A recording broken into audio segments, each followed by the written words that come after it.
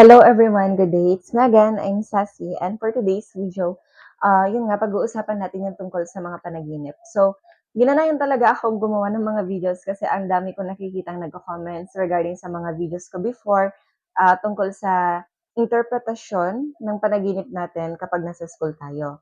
Actually, matagal yung mga post kong yun. Hindi na nga ako nagtutuloy gumawa ng content ko dito sa YouTube. Pero ayun, naawa ko sa inyo kasi nga gustong-gusto nyo talagang magkaroon ng kaalaman tungkol sa panaginip ninyo. And etong etong i-interpret kong dream, kung may connection 'to sa inyo, sana makatulong ako. Una sa lahat explain muna natin kung bakit or kung paano nagwo-work ang dream. So, 'di ba sa dreams natin may mga weird na mga pangyayari. So, hindi natin kailangan 'yun i-take as literally or seriously. So, eto kasing subconscious mind natin, ang bridge niya para kumonekta sa conscious mind natin or yung ginagamit natin pag-gising tayo na utak natin is through panaginip or through dreams. So, sa panaginip, doon kumokonekta yung subconscious mind natin. Ito kasing si subconscious mind natin, napakalawak ng knowledge niyan. Konektado yan sa universe natin.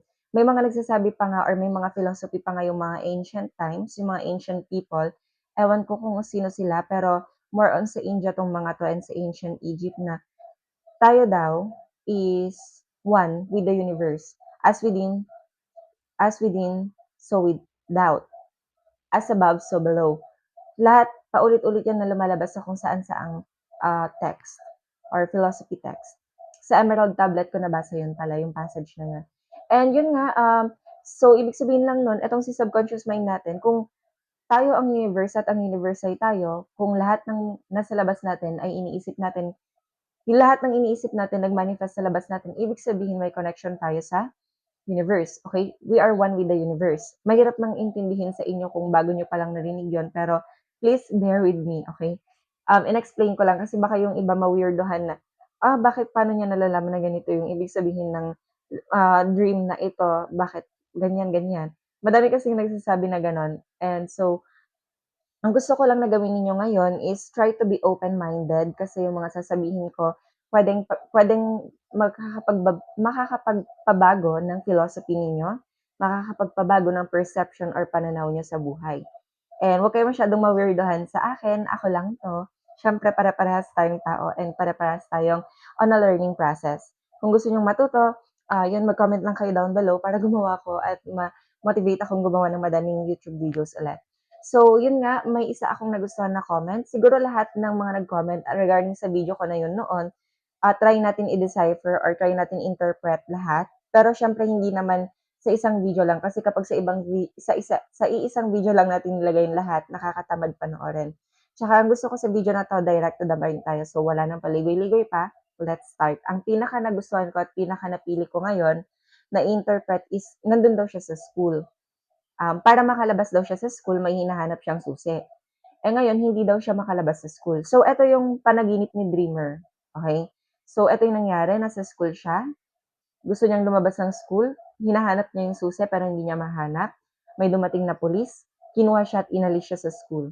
So, una sa lahat, ang school kasi, nagbibigay ito ng representasyon sa buhay natin as a battlefield or kaya as a alam mo yun, as a competition, as a field of competition. Alam naman natin sa school, di ba, kailangan mo magkaroon ng mataas na grade, kailangan mo ma-satisfy yung standards ng mga teachers mo at hindi lang yun, kung may mga family ka or kung may friends ka na mataas ang standards, kailangan mo ding i-meet.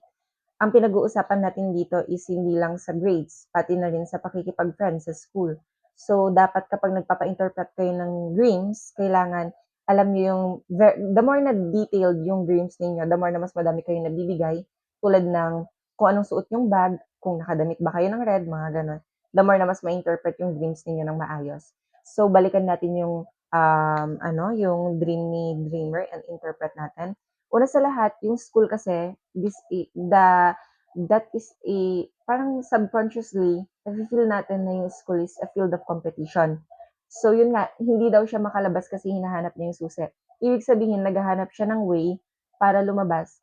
Sa real world, ang ibig sabihin or ang interpretation ng dream niya naghahanap siya ng way para makalabas sa isang situation niya sa buhay kung saan nafi-feel niya na-strangle na siya, okey, nasasakal siya.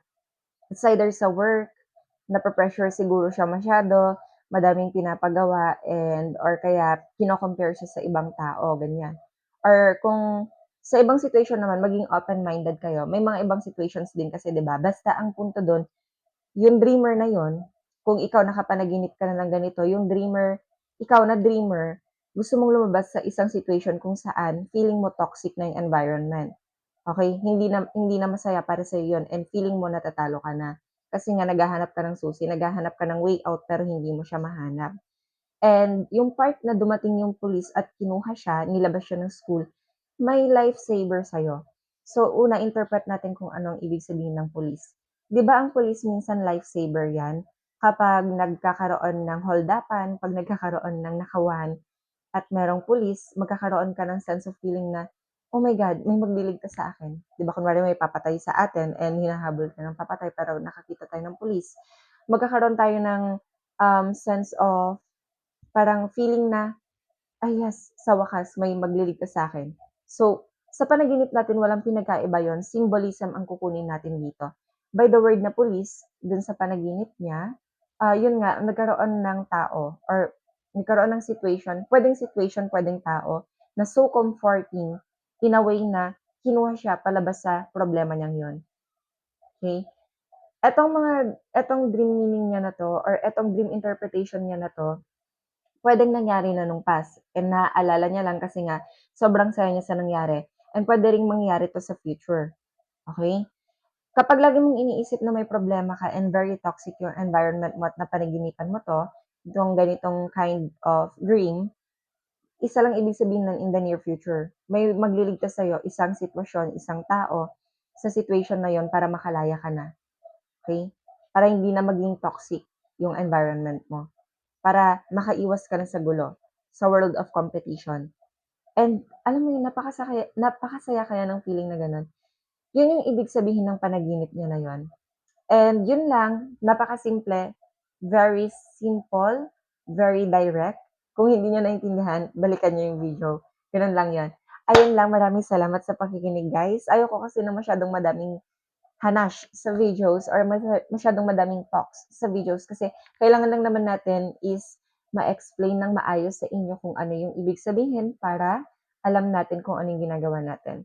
Nga pala, if you like to have a dream interpretation via this YouTube channel, please comment down below yung mga gusto nyong ipa-interpret na dreams para alam ko. The more detailed, the much better. Okay?